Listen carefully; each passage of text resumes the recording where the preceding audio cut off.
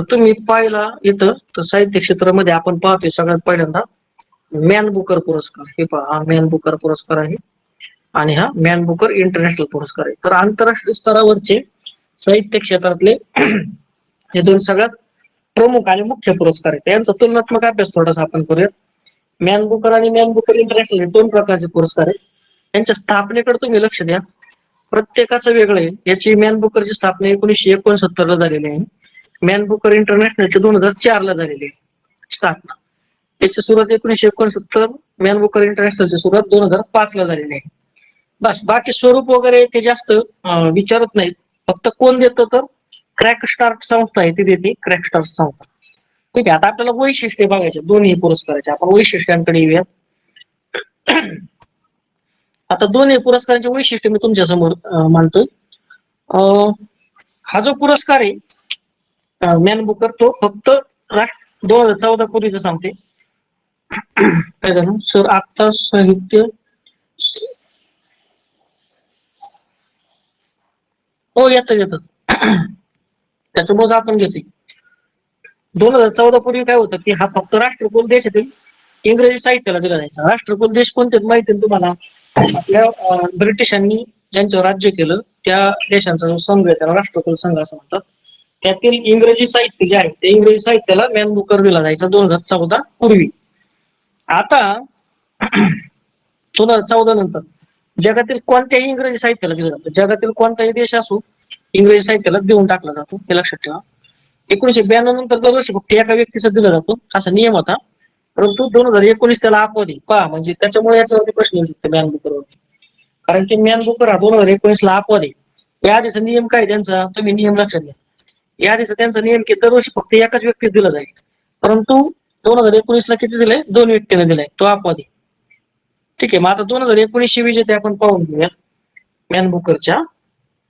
आता 2019 ला हे 2 विजेते आहेत ना तुमच्या समोर मी हे केलेलं आहे. ते दोन्ही विजेते आपण एकाच फ्रेम मध्ये घेऊयात, तुम्हाला समजतं. तर आपण आता तुम्ही इथं पाहू शकता की 2019 ला मार्गारेट ॲटवुड नावाच्या कॅनडियन लेखिका आहेत. मार्गारेट ॲटवुड नावाच्या कॅनडियन लेखिका आहेत, कॅनडियन.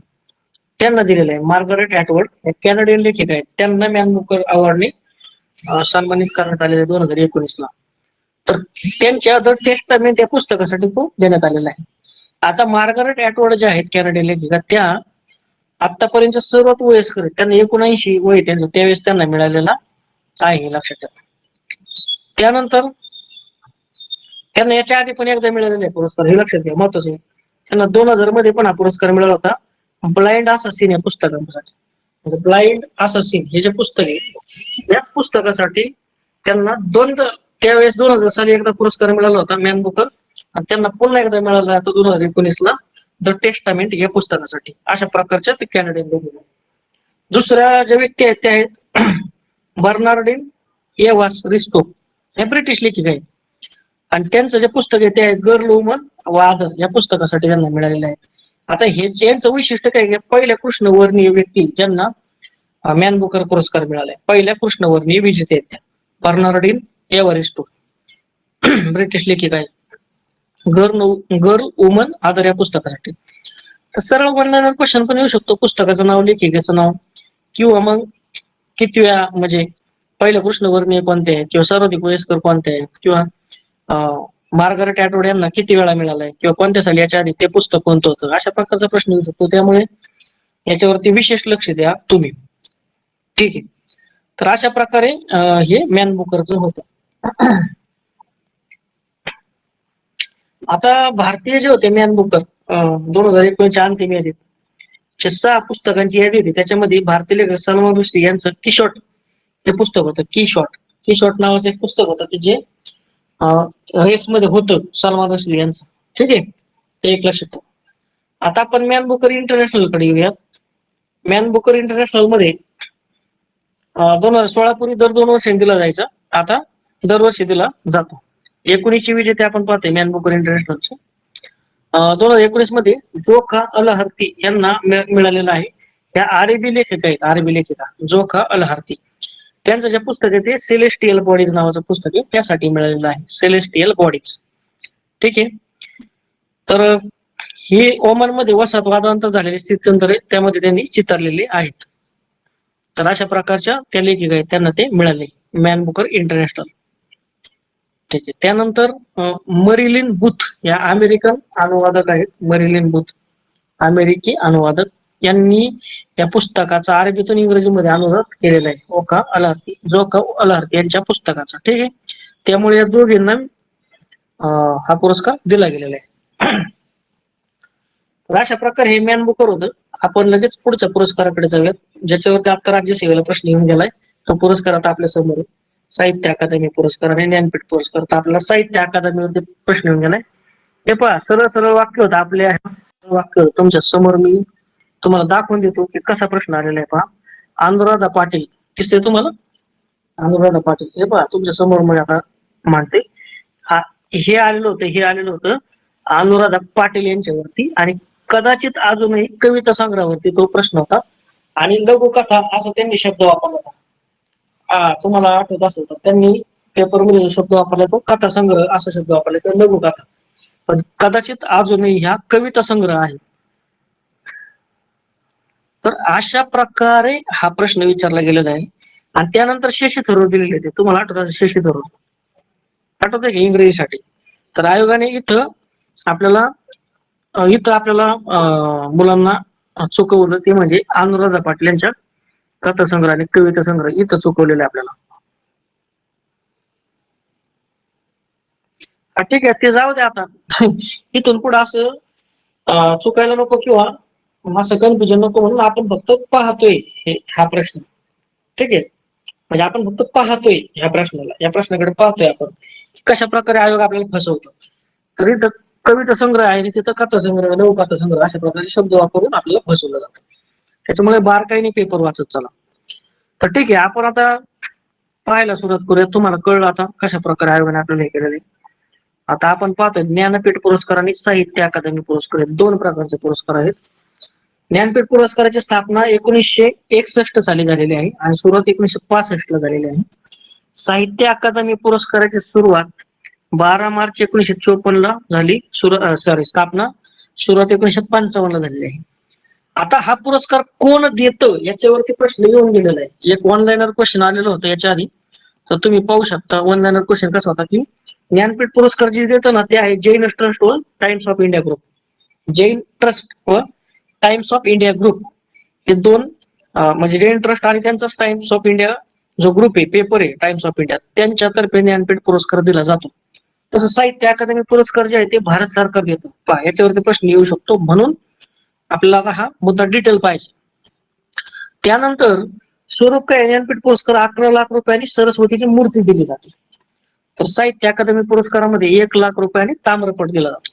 तर असा तुलनात्मक अभ्यास आहे. पहा, तुम्हाला तुलनात्मक अभ्यास करायचा असेल तर ही पीडीएफ आपल्या बॅचच्या मुलांना आपण टाकलेली, त्याच्यामध्ये तुम्ही तुलनात्मक अभ्यास करा, म्हणजे तुलनात्मक अभ्यास चांगला लक्षात राहतो. त्यानंतर जे युट्यूबचे मेंबर आपले पाहणार आहेत हे लेक्चर, त्यांच्यासाठी खाली डिस्क्रिप्शन मध्ये देणार आहे आपण की तुम्हाला कशा प्रकारे ती पीडीएफ उपलब्ध होऊ शकते. तर ठीक आहे, पुढं भाषा पाहतोय आपण. राजभाषा म्हणजे भाषा कोणत्या भाषेसाठी दिला जातो. तुम्ही जर आत्ताचा पेपर पाहिला असेल राज्यसेवेचा, त्याच्यामध्ये भाषेवरती सुद्धा आयोगाने भर दिला होता की किती भाषांसाठी दिला गेला. या वर्षी काहीतरी अपवाद झाला होता त्यानुसार, तर तो 23 भाषांसाठी दिला होता.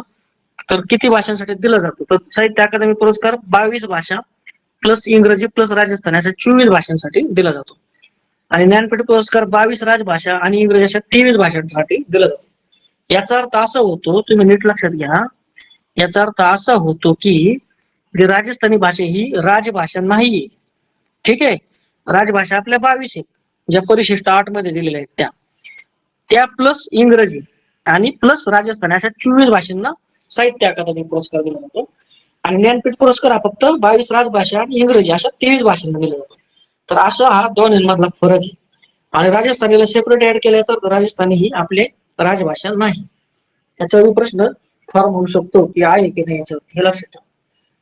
ठीक आहे, तर अशा प्रकारे भरपूर कन्सेप्ट इथे एका तुमच्या समोर जो डिस्प्लेला आता मॅटर आहे त्याच्यामध्ये कन्सिडर आहे, म्हणजे क्लिअर झालेला आहे. आता थोडं वैशिष्ट्य पाहून घेऊ, मग नंतर विषय आपल्याला सेपरेट पाहिजे.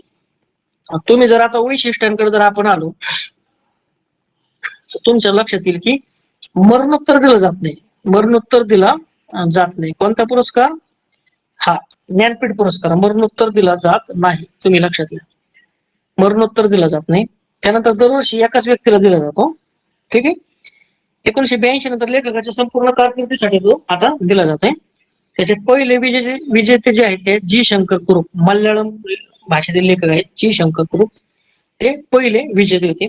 सर्वात जास्त कोणत्या भाषेला दिला गेला ज्ञानपीठ पुरस्कार? तो सर्वात जास्त वेळा हिंदी भाषेला दिला गेलेला आहे, आतापर्यंत 11 वेळा, हे लक्षात ठेवा. तसं साहित्य अकादमी पुरस्कार बघा 5 प्रकारात दिला जातो. साहित्य अकादमी पुरस्कार, बाल साहित्य पुरस्कार, युवा साहित्य पुरस्कार, अनुवाद पुरस्कार आणि भाषा सन्मान पुरस्कार, असे 5 प्रकारात दिला जातो. ते थोडं डिटेल आहे, याची एवढे काही आवश्यक नाही. पुढे आपण आता 2019 विजेते पाहतोय. ज्ञानपीठ कोणता? ज्ञानपीठ आणि साहित्य अकादमी. आता ज्ञानपीठ पुरस्काराचे 2019 आपण आता पाहून घेऊ, नंतर साहित्य अकादमी पाहू. ज्ञानपीठ पुरस्काराचे 2019 विजेते आपण पाहतोय. अक्कीथम नंबूथरी, अक्कीथम नंबूथरी हे विजेते आहेत 2019 चे, आणि हा 55वा पुरस्कार दिला गेलेला आहे. ठीक आहे. 55वा पुरस्कार जरी असला तरी विजेते 59वी व्यक्ती येते, लक्षात ठेवा. त्याच्यानंतर त्यांना मल्याळम साठी दिलेलं आहे, हे 6वे मल्याळम ज्ञानपीठ विजेते आहेत. ठीक आहे. त्यांचे गाजलेले काव्य पाहून घ्या. बळीदर्शनम, वीरवदम, अमृत खतिका, निमिष क्षेत्र. ठीक आहे. अशा प्रकारे काही गोष्टी लक्षात ठेवा. त्यांना साहित्य अकादमी पुरस्कार यापूर्वी मिळालेला आहे. तो 1973 ला मिळाला त्यांच्या बळीदर्शनमसाठी. त्याच्यामुळे याच्यावर बळीदर्शनम प्रश्न येऊ शकतो. बळीदर्शनम लक्षात ठेवा. त्यानंतर त्यांना 2017 ला पद्मश्री पण देण्यात आलेला आहे. अलीकडचे काही विजेते जर तुम्ही पाहिले तर 2019 आपण पाहिलं, आता अक्कीथम यांना मिळालंय मल्याळम येते 55वी. त्याच्या आधी 2018 ला अमिताभ घोष यांना मिळाला होता इंग्रजी साहित्यासाठी, ते 54 होते, लक्षात ठेवा. तर हे झालं ज्ञानपीठ पुरस्कार. आता साहित्य अकादमी पुरस्काराचे विजेते आपण पाहतोय. साहित्य अकादमी पुरस्काराचे विजेते पाहताना तुम्हाला समजेल की बाल साहित्यासाठी मराठी भाषेसाठी मिळाले सलीम मुल्ला यांना. आणि जे बाल साहित्य होतं ते खूप महत्वाचं आहे, पहा नाव, जंगल खजिन्याचा शोध. जंगल खजिन्याचा शोध हे एक पुस्तक आहे. या जंगल खजिन्याचा शोध या पुस्तकासाठी सलीम मुल्ला यांना बाल साहित्यातील साहित्य अकादमी पुरस्कार मिळाला. कोणत्या साहित्यातील? हे पहा, आपण साहित्य अकादमी पुरस्कार पाहतोय. ठीक आहे. साहित्य अकादमी पुरस्कारामध्ये 5 प्रकारात दिला जातोय. त्यातला पहिला प्रकार आहे बाल साहित्य पुरस्कार. त्या बाल साहित्य मधला मराठी भाषेसाठी मिळाला आहे सलीम मुल्ला यांना जंगल खजिन्याचा शोध या पुस्तकासाठी साहित्य अकादमी पुरस्कार. आता पुढचा साहित्य अकादमी पुरस्कार आपण लगेच पाहतोय. पुढचा साहित्य अकादमी पुरस्कार आहे युवा साहित्यासाठी. कोणता? युवा साहित्य मराठी. आणि युवा साहित्य सुद्धा मराठीसाठी मिळालाय, तो आहे सुशील कुमार शिंदे यांना, लक्षात ठेवा. म्हणजे आता परत एकदा साहित्य अकादमी पुरस्कारात प्रश्न येऊ शकतो का महिला, कारण की इथं बघा ना तुम्ही, सुशील कुमार शिंदे यांना सुद्धा मिळालाय. शहर आत्महत्या करायचं म्हणते या कवितेसाठी मिळालं त्यांना. शहर आत्महत्या करायचं म्हणते कवितेसाठी. ठीक आहे. त्यानंतर पुढचे अनुवाद पुरस्कार सई परांजपे. बघा आता अनुवाद पुरस्कार सई परांजपे यांना मिळालाय, सई परांजपे. आणि मग एक दिवस याच्यासाठी त्यांनी अनुवाद केलेला याचा. त्यानंतर साहित्य अकादमी विजेते. आता बघा साहित्य अकादमी विजेते आपण पाहतोय. साहित्य अकादमी विजेते पाहतोय आपण. मराठीच्या ज्या आहेत त्या आहेत अनुराधा पाटील. कोण आहेत? मराठीच्या अनुराधा पाटील. आता मराठीमध्ये त्यांना विजेते मिळाले साहित्य अकादमी पुरस्कार. तर आधीचे पाहिलं आपण ते साहित्य होतं, आता विजेते पाहतोय अनुराधा पाटील. कदाचित अजूनही हा त्यांचा कविता संग्रह आहे, लक्षात ठेवा. कदाचित अजूनही हा त्यांचा कविता संग्रह आहे, लघुकथा संग्रह नाही. आणि इथंच आयोगाने फसवले.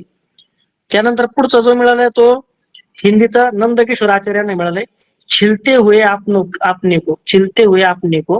हा त्यांचा कविता संग्रह. म्हणजे दोन्ही पुरस्कार, मराठी असो किंवा हिंदी असो, दोन्ही पुरस्कार जे आहेत ते कविता संग्रहात दिले गेलेले आहेत, हे लक्षात ठेवा. त्यानंतर तुम्ही पाहताय इंग्रजी शशी थरूर. इंग्रजीचा शशी थरूर यांना अन एरा ऑफ डार्कनेस हे त्यांचं पुस्तक आहे. अन एरा ऑफ डार्कनेस हे जे पुस्तक आहे, या पुस्तकासाठी त्यांना इंग्रजीचा साहित्य अकादमी पुरस्कार प्रदान करण्यात आलेला आहे. त्यानंतर तुम्ही पाहताय पुढचा कोकणी. कोकणी भाषेचा निलभा खांडेकर यांना मिळालाय. आता निलभा खांडेकर यांना द वंडर्स या कविता संग्रहासाठी मिळालाय.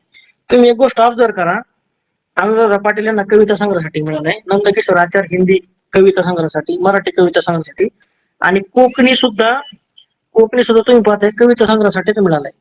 इंग्रजी जे आहे ते पुस्तकासाठी मिळालंय. आता उर्दू जे आहे तो पण पुस्तकासाठी मिळाला. तुम्ही पाहताय आता उर्दू उर्दू सुद्धा कशासाठी मिळाले? उर्दू सुद्धा पुस्तकासाठी मिळाले, हे लक्षात घ्या. ते उर्दू शाह पेकेडो यांना सौनेह सरसय्यदी पुस्तके, सौनेह सरसय्यद या पुस्तकासाठी मिळाले. तर अशा प्रकारे कोणता कशासाठी मिळाला स्क्रीनशॉट घेतला तरी चालेल तुम्ही, किंवा तुम्ही पीडीएफ मध्ये अशा प्रकारे लक्ष देऊन वाचा. आता याच्यामध्ये आयोगाने आपल्याला विधान तपासायला विचारले होते आणि आपण चुकून बसलो. आता भविष्यात येताना 4 भाषा देतील, 4 भाषा देतील कोणत्या तरी, ओके, 4 भाषा देतील यातल्या कोणत्या पण, आणि हे लेखक देतील आणि लावा म्हणतील जोड्या. ठीक आहे. तर अशा प्रकारे कंबाईनला थोडस सोपं करून विचारतील, जोड्या लावावरती. त्याच्यामुळे की ऑनलाईन विचारतील म्हणून हे पाठ करून टाका, डायरेक्ट पाठ. तर साहित्य अकादमी पुरस्कार आता आपण हा पाहिला. आपण पुढे जातोय. ज्ञानपीठ पुरस्कार, साहित्य अकादमी पुरस्कार, मॅन बुकर पुरस्कार आणि इंटरनॅशनल मॅन बुकर हे दोन्ही पुरस्कार आपले पाहून झालेले आहेत. आता आपण पुढचा जो घटक पाहतोय तो म्हणजे सरस्वती सन्मान आणि सन्मान. तर हे पण 2 महत्वाचे आहेत, त्याच्यामुळे आपण पाहून घेऊयात. हे दोन्ही पण के के बिर्ला फाउंडेशन जे आहे त्यांच्या मार्फत दिले जातात. सरस्वती सन्मान, व्यास सन्मान दोन्ही पुरस्कार देतं के के बिर्ला फाउंडेशन. तुम्ही पाहताय के के बिर्ला फाउंडेशन हे 1969 पासून सरस्वती सन्मान देतं आणि 1991 पासून व्यास सन्मान हा पुरस्कार देतं. ठीक आहे. यातला बेसिक फरक जो आहे तो भाषेचा आहे.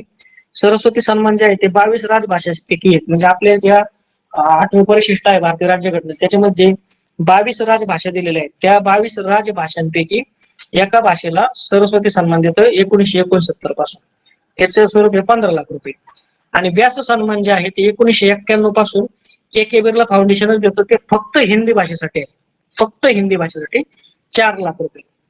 तर तुम्ही जर साहित्यिक झाले चांगले आणि तुम्ही जर चांगल्या प्रकारचं मराठीतून पुस्तक लिहिलं किंवा कोणत्याही राजभाषेतून, तर तुम्हाला सरस्वती सन्मान मिळू शकतो. तुम्हाला 15 लाख रुपये त्या अंतर्गत मिळू शकतो, लक्षात ठेवा. तर आता हे झालं 2 प्रमुख के के बिर्ला फाउंडेशन तर्फे दिले जाणारे सन्मान आहे, सरस्वती, व्यास. फक्त एवढंच लक्षात ठेवा की जे साल, सरस्वती सन्मान 1969 पासून, व्यास सन्मान 1991 पासून. तुम्हाला लक्षात ठेवायला अजून सोपी ट्रिक सांगू का? 1969 ला काय झालं तरी बँकांचं राष्ट्रीयकरण झालं काय 1969 ला? 14 बँकांचं राष्ट्रीयकरण. येस, ते लक्षात ठेवा. त्यावेळेस सरस्वती सन्मान सुरू झालेला आहे. असं समजा की भारत सरकारच्या डोक्यात सरस्वतीने ज्ञानाचा प्रकाश दिला आणि भारत सरकारने बँकांचं राष्ट्रीयकरण केलं. ठीक. 1991 ला काय झालं? 1991 ला आपलं दिवाळ निघालंय देशाचं, म्हणजे आपण कर्जबाजारी झालो. आपण कर्जबाजारी होता होता आपल्याला वाचवलंय. म्हणजे आपलं दिवाळ निघालं असतं, परंतु आपण वाचलो. आपण लवकर शहाणपण आपल्याला सुचलं, कारण की त्यावेळेस चांगले अर्थतज्ञ आपल्या देशाला भेटलेले होते, माननीय श्री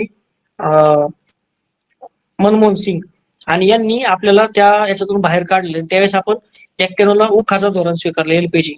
ते उखाचं धोरण स्वीकारलं. ठीक आहे. मग त्यावेळेस तज्ञ व्यक्ती होते आपल्याकडे. आपल्याला एक प्रकारचे व्यासमुनी भेटले मनमोहन सिंग यांच्या रूपाने, असं लक्षात ठेवा. म्हणजे 91 ला व्यास सन्मान सुरू झाला. असं इंटरलिंक करून अभ्यास करायचा. येस, समजलं. आता आपण विजेते पाहूयात 2019 ह्या 2 पुरस्काराचे. लगेच तुमच्या समोर सादर होत आहेत विजेते. वासुदेव मोही 29वा पुरस्कार आहे त्यांना, सरस्वती सन्मान वासुदेव मोही. यांचं पुस्तक आहे चेकबुक, लक्षात ठेवा. आणि चेकबुक पुरस्कार त्यांना मिळाला सिंधी भाषेच्या लेखनासाठी. सिंधी भाषा कधी ऍड झालेली आहे लक्षात ठेवा. कधी ऍड झाली सिंधी भाषा?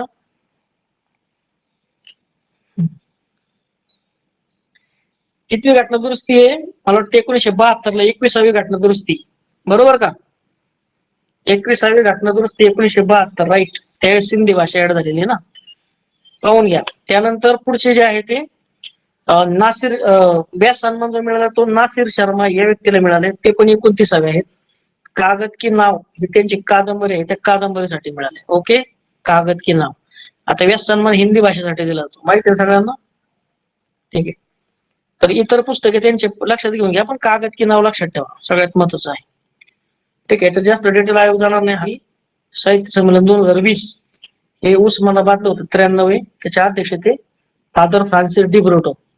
ठीक आहे. याच्यावरती ऑनलाईन क्वेश्चन येऊ शकतो. अखिल भारतीय मराठी नाट्य संमेलन होतं 2020, हे 100व होतं. त्याच्यामध्ये अध्यक्ष जब्बार पटेल. हे पाठ करून टाका. साहित्य क्षेत्रात निधन पावलेले व्यक्ती. साहित्य क्षेत्रामध्ये निधन पावलेले व्यक्ती तुम्ही कृष्ण सोबती. 93 वर्ष झालेलं आहे त्यांचं निधन, वयाच्या 25 जानेवारी 2019 रोजी. हाशमत या नावाने ते लेखन करायचे. ठीक आहे.